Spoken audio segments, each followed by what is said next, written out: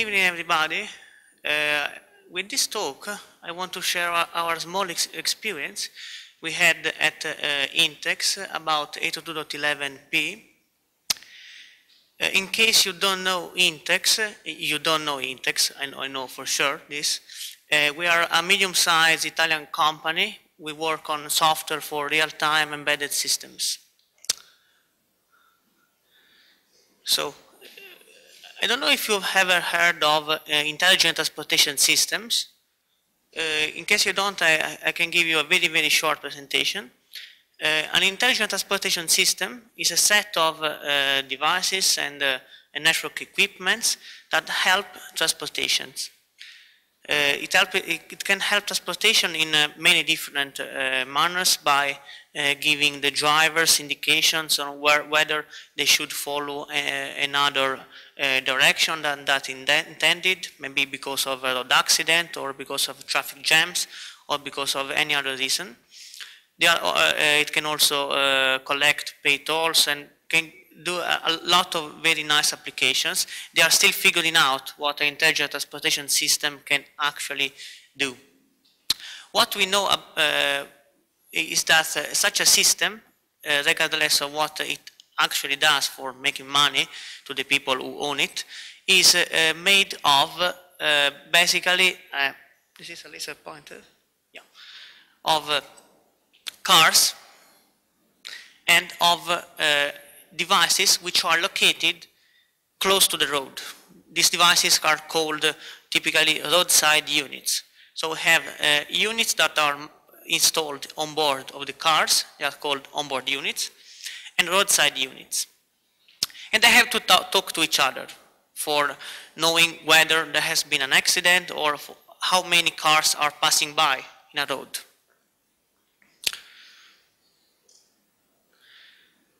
The problem is, there is no easy solution, no easy technical solution, I mean, in this case, for having cars talk with these roadside units.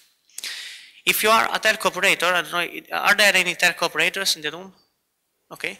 If you are a telco operator, but you are not, then you would just say to me, okay, you can use LTE or UMTS or whatever technology we already have, and we can deploy for you if you want. The problem with this is that it would require that every car has a SIM card and has a contract.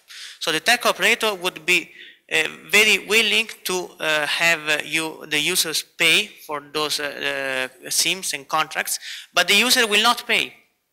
This is a fact, at least for now. Research studies have shown that the user will not pay €5 per month, which is the cost that the operators would like to have for having this kind of life-saving devices on board. It might not be true for you, but it is true for most people in Europe and also in the US, where these studies have been done. So this is not viable. Other solutions based on non-cellular technologies can be done. For instance, you might use Wi-Fi 802.11. It works in this room, it works in the airports, it works in the stations. The problem is, where we have cars, usually it is an outdoor space, and you don't have many access points there. So you don't like Wi-Fi 2. They had to invent a new technology for that. Both the IEEE and the ETSI, which is the European Institute for Telecommunications, have decided that a new architecture for the networking for this special environment was needed. They have done some efforts, and basically there are two main problems. The first one is that you need a communication system that allows you to send messages not in a host-to-host manner like you do in the internet, when you have your computer and you want to talk to Google or to YouTube, but in a geographical manner. Because in many cases, you don't know, the road operator does not know to which car it wants to send a message, but it knows for sure that it wants to send a message to any car that is in a given location, because there has been an accident. This is totally different from how the internet works. So they need modifications to the networking layer and also the upper layers. The second problem is that from a wireless point of view, of course you need wireless. I didn't mention the wired alternative, but I don't think we need to. Okay, so as in a wireless environment, this is a very harsh environment because in the city you have many buildings and the wireless waves do not like buildings. They are not able to go through at the frequency you want to use there. If you are far from the city, if you are in a suburban area, there you don't have buildings, but you don't have cars. So it is also, or you have not so many cars, so it is difficult to find other cars for communicating with. If you go on a highway, you have many cars, you don't have buildings, but the cars move very fast. And that's another problem with wireless waves, because when they move very fast, they change, as you know. So they have to develop, in addition to network layer and above for the addressing routing stuff, they also had to invent a new technology for the lower layers, for physical layer and the medium access control layer. They did so at the IEEE by modifying the 802.11. This is of course for practical reasons, because it's a very well-known and widely deployed standard, so you already have mass volume of production for that. And I did a few modifications to the standard. They called the amendment 802.11p. It has been released in 2010. Most of the modifications are at the physical layer. Some modification is at the MAC layer. Now we will very fast go through the main modifications. I'm assuming that you know at least a bit of 802.11. If you don't, I'm afraid you will miss something. In case, I apologize. Regarding the MAC layer, the biggest modification they did is to remove the need for associating to an access point. So when you are in this room, you want to connect your laptop or your smartphone, you have to choose which network to connect to. You have to somebody to tell you the name of the network, because the network might not even be telling you that it is there.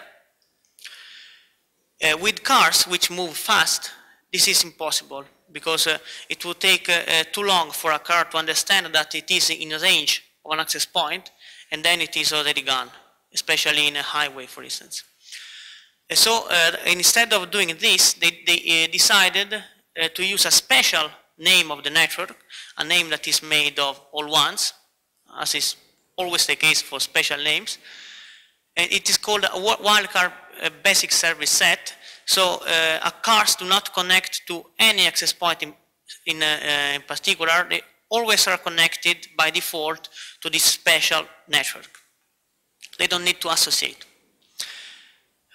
Additionally, at the MAC layer, they have defined a modified table for these very funny numbers there, but it's not very important actually. Let me go to the physical layer instead.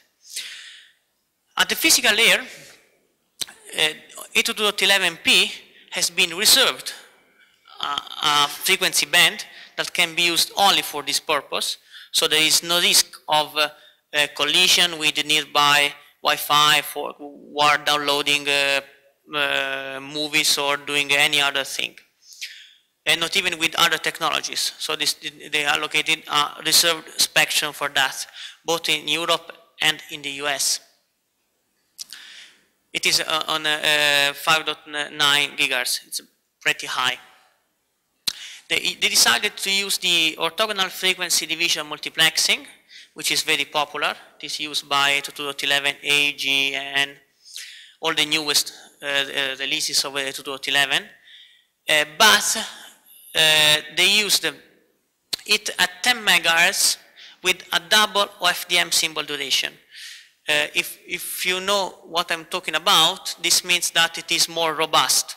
So both inter-symbol interference and the Doppler spread. Doppler spread is what happens when the cars move fast. So this is something that you can also do in for typical Wi-Fi, but you would waste a lot of bandwidth. You don't want to waste bandwidth in for commercial typical uses, because usually you are either static or you don't move too fast. With cars, you allow to waste a lot of bandwidth because you need this kind of robustness. For similar reasons, they increased the maximum transmit power. So in a regular 802.11a or G, the maximum power is 200 milliwatt, and while in 802.11p it can be up to 2 watts. So it's a tenfold increase in the maximum power. And this is because 802.11p will not be used in indoor environments where people usually live, so it should not harm too much. As you know, that they don't know actually if wireless waves harm people's brains and stuff, but there is the approach of having as little power as possible. In this case, the as little as possible is 2 watts. Furthermore, they decided to have a more skewed spectrum emission mask. This can be seen with this graph. The thick gray line is what you are allowed to do with the regular Wi-Fi. So if this is the carrier frequency, you can have here the full transmit power. When you move like 5 megahertz or 10 megahertz bandwidth from the frequency center, then you have to drop your power, and then you have to drop it even more when you are further away. In the case of 802.11p, for all the transmit power classes, there are 4 classes depending on the type of devices, you have to be more stringent. So you can use maximum power when you are close to where you want to transmit, but as soon as you go far from that, so this is an area of the spectrum where in principle you should not transmit at all, but you will transmit because the transceiver is not perfect. It's not an ideal transmitter, but you have to use more costly and more sophisticated filters for dropping the power. So you are allowed to use more power, but you have to use that power in a wise manner. You cannot just use that power for interfering with all the other channels and harm brains of people.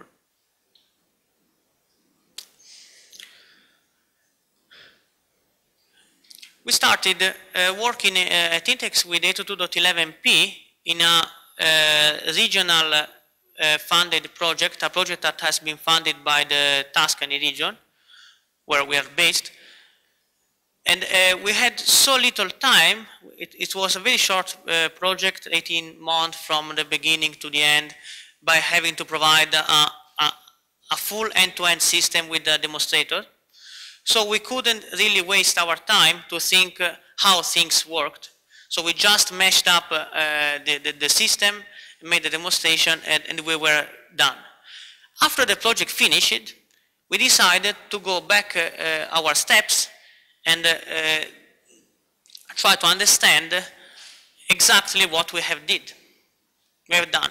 What we had done is using these cards. These cards are the prototype cards with 802.11p, which are manufactured by NEC, but are not for commercial use. They have been developed for, in the context of European projects, past European projects. They are widely used for research, but they are not sold. They cannot be installed in cars. We wanted to we wanted to do some serious measurements using these cards and provide the results to the community. Actually, after the very first steps, when we did the first cross-check experiments for verifying that our scripts were working, we found out that the cards were not working as expected.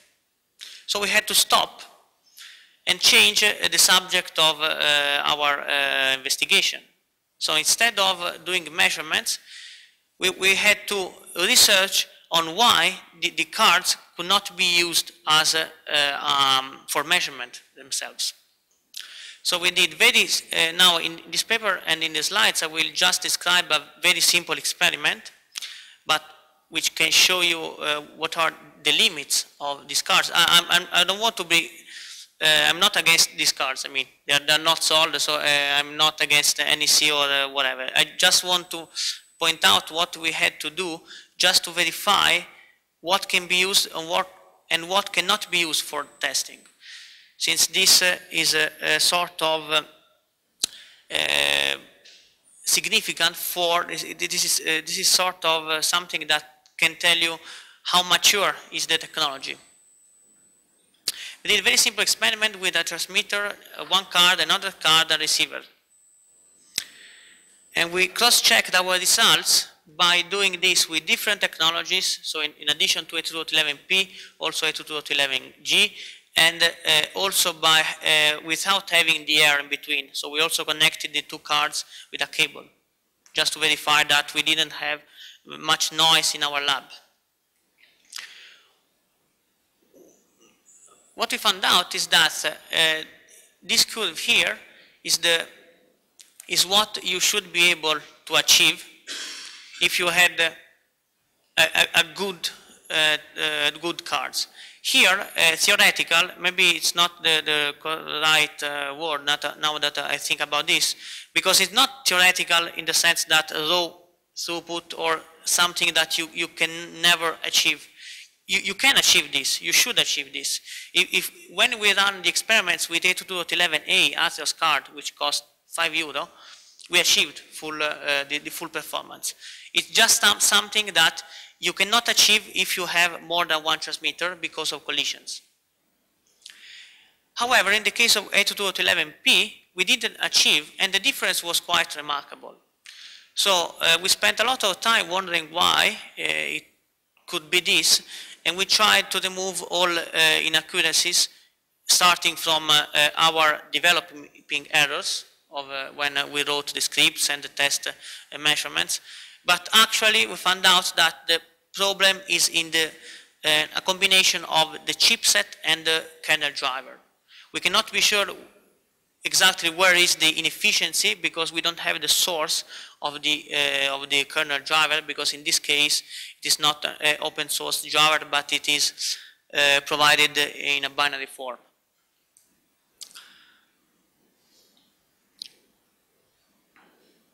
I want to mention here that it's not a problem of the card of the processing unit itself, because if we instead of 802.11p we connect the two cards with an Ethernet cable, then the processor is fast enough to achieve full bandwidth.